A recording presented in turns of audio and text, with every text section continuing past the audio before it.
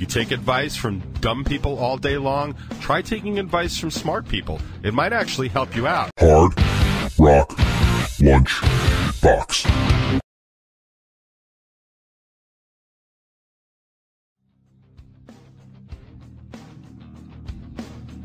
Oh, man, what is up, everybody? Welcome to another edition of the Hard Rock Lunchbox.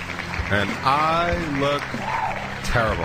I'm sorry. Let me just apologize for my appearance right now. It has been much of a morning. It has been at least 2 mornings. My morning has been so long, there is at least an evening in it. Thank you. I don't know why my hair looks like this. It doesn't have any more poof. I know this doesn't mean anything to anybody on radio, but for me, personally, there's no more poof here. And my hair is not thinning. It's just disgusting. That's the word I'm looking for. Oh, that's much better. Now I look like a unicorn. Hang on. Let me just see if I can fix any and all of that. I think it comes from too many years of wearing hats. I got to get a haircut. I got to get a gun. Got to get a haircut. I know I talked about that a few episodes ago, but it's true. Nothing has changed. How's everybody doing? It's a brand new year. Welcome to 2022. Yeah, we made it. Honestly, I think me and Nostradamus and a lot of other people in the know weren't necessarily sure that we would make it this far, but yet here we are, 2022. It is starting horrendously, I think, in the world. It's just unbelievable what's going on in the world, but let's do some light housekeeping first, shall we, from the head office at Hard Rock Lunchbox Incorporated. There is a brand new Top 20 out today, but it is the Top 20 that is the intro for the Top 21 of 2021, so it's a shorter one. It's more like Top 10, but I go over a lot, so I'm just going to, you just roll. You used to be able to roll over your minutes.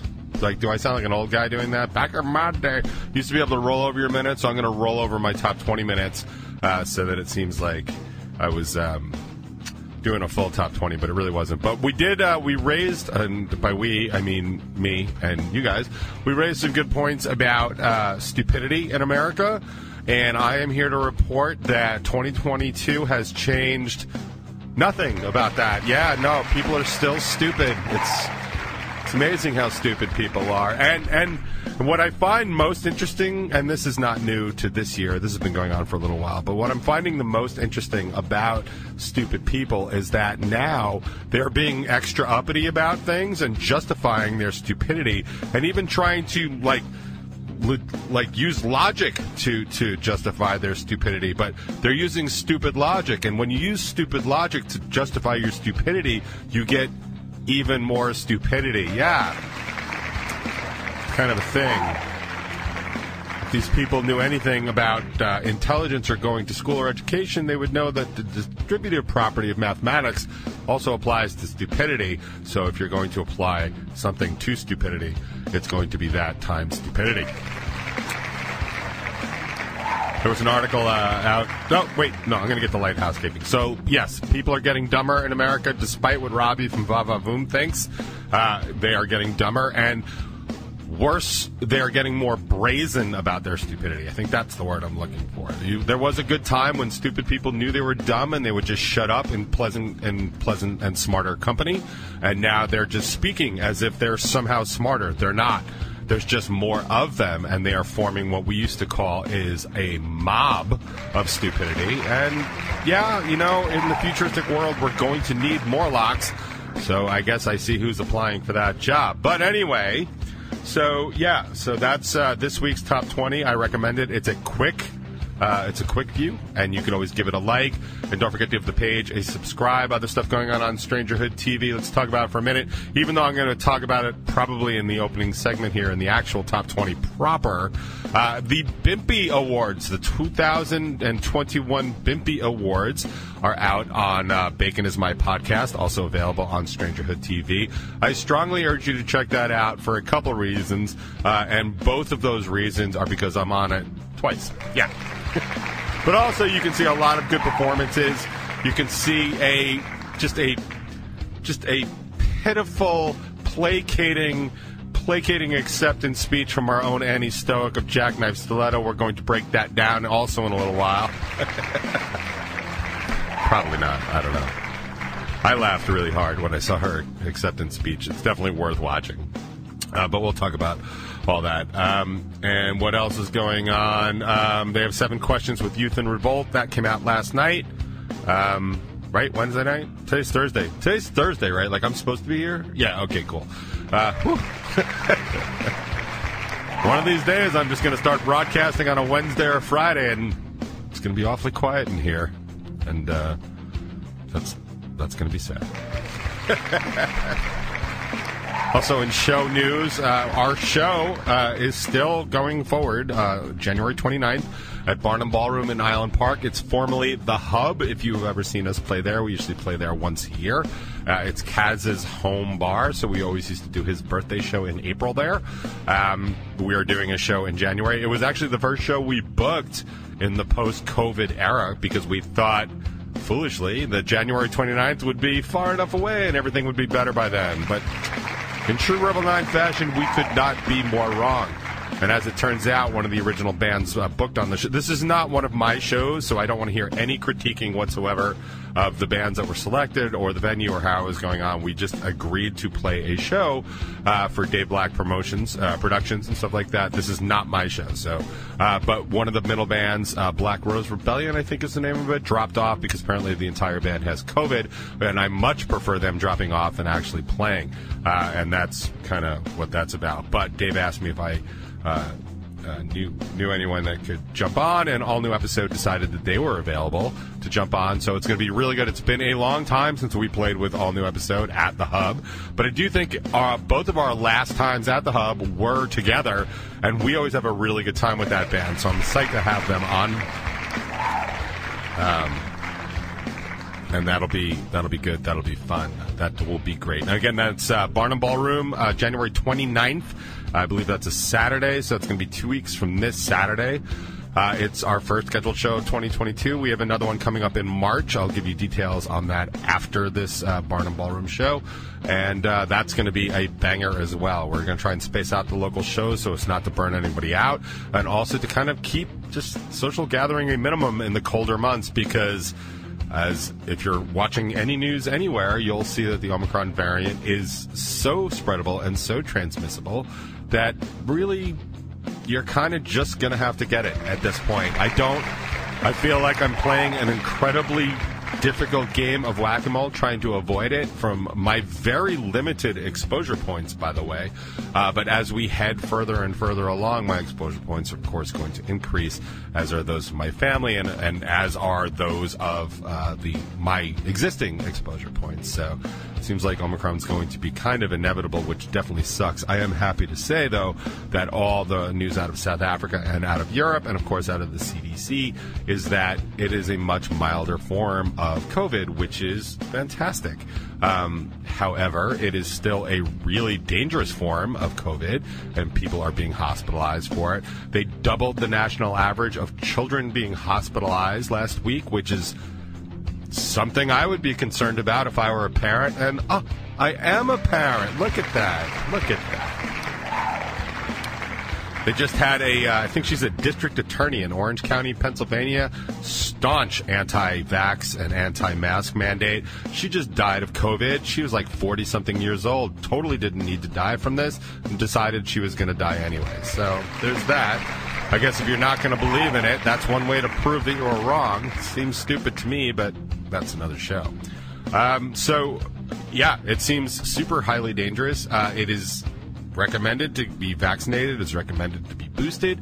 It is not 100% barrier from getting this thing, but what all these statistics and data and research and CDC reports are showing is that it's just a much smarter way to go into a dangerous situation. I mean, I don't understand why people keep offering up like, well, see, vaccinated people get it too, so I guess I'm just not going to get vaccinated. Like, that's not how this works. And, like, I've been meaning to actually do some actual research, not Google, like, actual research, like, read actual reports, because stuff like measles and chickenpox, even though there's vaccines for them, they aren't 100% complete either, because there's always variance in the data and there's always variance in people's bio-individuality. And I think people don't understand how vaccines work. Like, it's not a complete wall. It's not a complete barrier. Like polio and smallpox and stuff like that, that could still flare back up in this country. The reason nobody has it is because nobody has it, and that's how it actually works. You know, vaccines end up being protective, and they keep the spread of the virus down until basically it kind of goes away.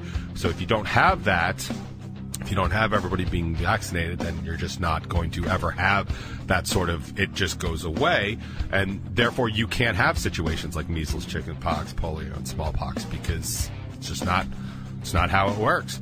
But so people are just making this giant leap, like, well, if people that are vaccinated can get, you know, COVID, especially the Omicron variant, then I'm just not going to bother getting vaccinated, which is completely fine. If you want to do that, like, do that. But don't make it sound scientific, like it doesn't do anything. Every single data point, research point, statistic, paper, study, every single one says the exact same thing, that the presence of the vaccine and the booster increases your ability to defend against this virus, and statistically makes it much easier to overcome and makes it much less likely that you'll end up in the hospital, or much less likely that you'll die. That's it. It's not a magic wand. It's not some weird futuristic shield from Guardians of the Galaxy. It doesn't do things like that. What it does is it protects you most of the time. And I'm trying to come up with a better analogy than to explain this to people, kind of. And the best I can kind of really think of, sort of off the top of my head, is like the use of like condoms and birth control, right? None of that stuff is 100% effective. Condoms just aren't 100% effective. They tell you right on the label. Does that mean you should just go out raw dogging it? Of course not. That's stupid. That's 100% likely that you're gonna, you know, have an STD or knock somebody up and stuff like. And that's not the intended purpose. The purpose of having a condom is to make things much statistically safer for you and your partner. Like, that's how that works. If you don't want to get a vaccine, I mean, like, at this point, I'm fine with it, but I want you to understand that what you're basing it on is incorrect metaphors, analogies, and science.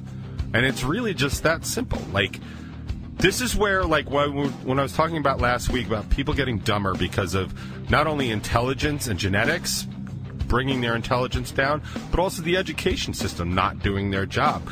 People don't understand how science works. Like, I mean, you guys must remember, like, when at the beginning of this, when the science was changing on a day-to-day basis from the CDC and guidance, and we can even talk about the guidance that just changed right now or recently, and the pushback on that. Okay, so I don't know who in my listening audience remembers Pluto as a planet. I do. I still consider Pluto a planet, but I consider Pluto a planet because I'm emotionally attached to Pluto as a planet. Just down. About a decade ago, Neil deGrasse Tyson, in his wisdom, decided to kick Pluto out of the Planet Club. And as much as I wanted to kick him out of the Planet Club, the rationale he gave us makes a lot of sense. It's a planetel, right, or pseudo-planet, or wannabe planet, and there's lots and lots and lots of data and reasons to back that up. Emotionally, Pluto's a planet, so he's going to be a planet. Fuck you, Neil. And that's how we're going to do that. But scientifically, I get it. There's a lot of other planet-like objects like Pluto. There's Ceres. There's a couple other. There's even one floating around in the asteroid belt, which if you don't know where that is, like, please take a minute and look that up. You should know your place in the solar system. But for years, we had 9 planets. And if I wanted to take this whole, story further, we didn't even have 9 planets because they didn't discover Pluto till whenever. They didn't discover Neptune and Uranus until later. We didn't have all those planets all the time, right? But now Pluto's not a planet. And the reason why Pluto is not considered a planet anymore is because the data has changed, right? We have science that's never absolute. I mean, I suppose there are some absolutes at this point, but science, especially in theoretical science, things are changing. We're learning more and more about them. We learn more about stuff like tornadoes. We learn more about elements. You know that periodic table of the elements? Like, that wasn't always that big. You want to know why? Because we didn't always know about all those elements. Science is changing. And the ability to sort of change with science as data comes out and new reports come out and new studies come out, that's what science is. It's sort of how the scientific method works. I mean, the scientific method by itself is something else, right? That's, observe, like hypothesize, test, conclude, all that other stuff. And I'm sure I got some of those things wrong. So feel free, if you're a big science nerd, to correct me on exactly what that is. I am not currently a scientist, but I do know how the scientific method works and definitely did it in school. But I also know how science works and science evolves. So the people that keep pushing back and dude, there are so goddamn many of them. See, scientists got it wrong. They said they could do this and they said they could do this. Yeah, man, scientists thought the Earth was flat not all that long ago. And you want to push that into how other things change and evolve. Women were barely considered citizens not that long ago. And slaves were considered 3/5 of a person. And, oh, yeah, we also had slaves. So things kind of change in everything that we do. Everything that we do changes and evolves. Science is not immune to that.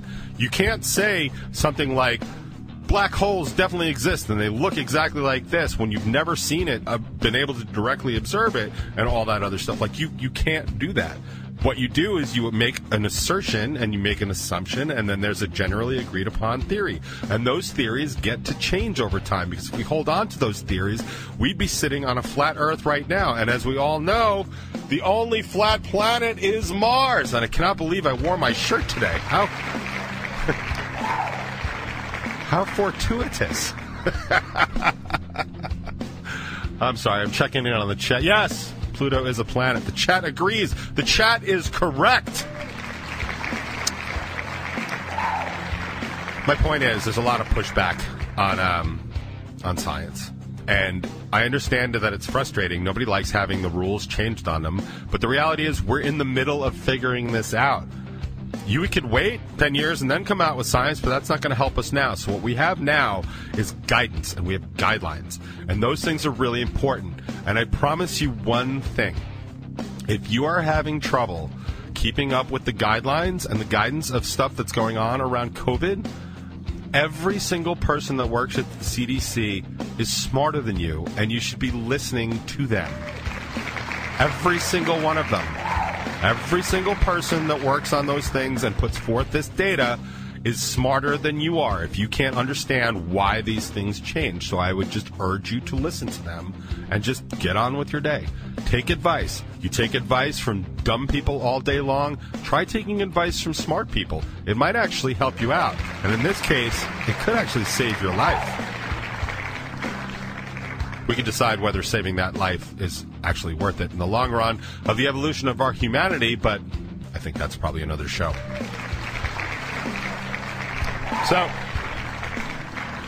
I didn't want to talk about any of that, but that's kind of how it goes here on the box, and of course in the top 20. I really wanted to talk about the BIMPY Awards, because I think it's just an awesome thing, so I guess I'll have to talk about this later on in the show.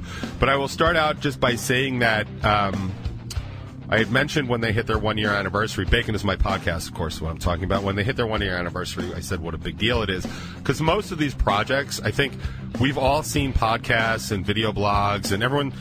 There are so many people I know that have started podcasts and blogs and, radio shows and stuff like that.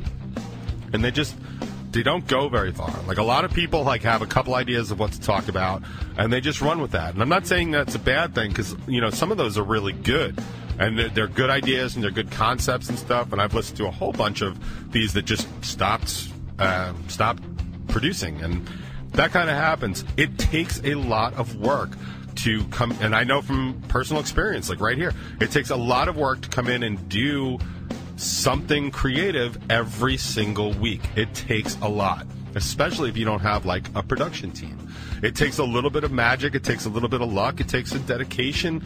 It takes the willingness to do the work, even if things aren't necessarily going the way you want, or it's not coming out the way you want, or every single episode is not received well. I mean, like, dude, I've been going up and down in the Russian charts all month, and I don't understand what the hell is going on over there. I mean, I've been 11. I've been 184. I don't know. I cannot figure it out, but it really hasn't deterred me from keeping on doing the show.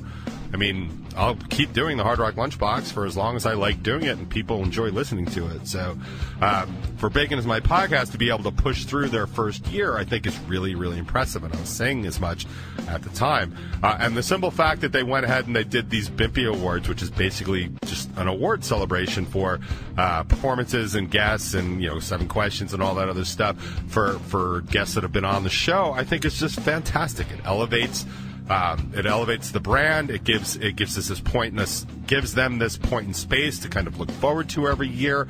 Like, it's something like when I do like the best bands of the box in Thanksgiving and the best band, best song of the year at the end of the year. Like, those are simple, silly things that just you get to anchor your show on, and I think that is a real stamp of development for the dudes over Bacon's My Podcast. So I want to applaud them on a job well done. We can talk about my performance and my acceptance speech and Annie's attempt at an acceptance speech. I have to keep slanting. It's too funny. If you haven't watched it yet, I strongly urge you watch it. Maybe you should watch it even before we get to talk about it, because it was such a classic Annie. I just thought it was funny. So there's that. But if you have not checked out the BIMPY Awards, I strongly recommend it. I really do. There's some great performances on it. There's some guest announcers and stuff like that. A lot from the BIMP Squad. I guess those are the Patreon supporters of the BIMP Squad. I refer to them as Bimpos because I feel like that's more appropriate, but it's also probably more offensive, which is why I like it. I don't know. It's no Team Uppity. Actually, it's pretty much Team Uppity, so I guess there's some crossover. So maybe we'll do a crossover episode. Maybe I'll have Mikey and Jimmy host the box, and then I'll just host an episode of Bacon's My Podcast. I'll bring Annie in. She can do acceptance speeches and all that other stuff. I feel like I've been talking too much. Does that surprise anybody? Yeah. I'm just going to stop. I'm going to stop talking. I'm going to get into more detail as we get along, but I got a bunch of new music for you today. I got some really just... It's going to be an eclectic sort of mix today because I've got some stuff I want to play for you that... Yeah, I think it's good. I don't necessarily know some of it fits. Some of it actually isn't good at all, but I want to talk about it, so I'm going to play it, and that's just kind of the mess we're in, and that's cool.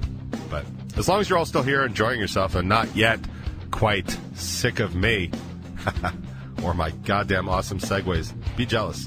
Be jealous.